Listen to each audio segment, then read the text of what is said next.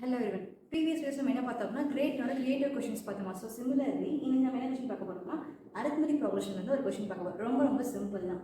So the fourth term of an AP is 0. Condition வந்து fourth term என்ன சொல்றாங்கன்னா 0 னு சொல்லிட்டாங்க.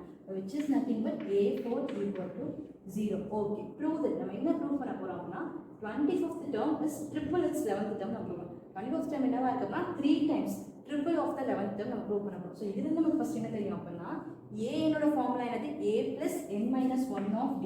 an equal to a plus n minus 1 of d. அப்ப a4 is nothing but a plus n என்னது 4. அப்ப 4 minus 1 we get 3d. a plus 3d equal to 0. So from this we will derive our a value. a equal to minus 3d. Okay, இங்க நம்ம stop பண்ண என்ன பண்ண போறோம்? go to the given proof. நம்ம என்ன பண்ண போறோம்?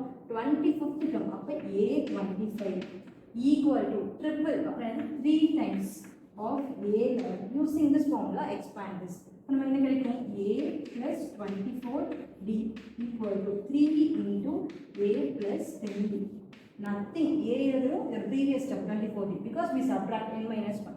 so இப்போ நம்ம a place நமக்கு என்ன தெரியும்? a equal to minus 3d. so we substitute the value minus 3d plus 24d equal to 3 into minus 3d plus 10d.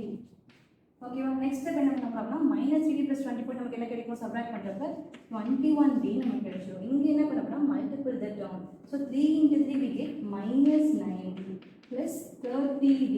so which is equal to 21d. so hence the proof. Thank you.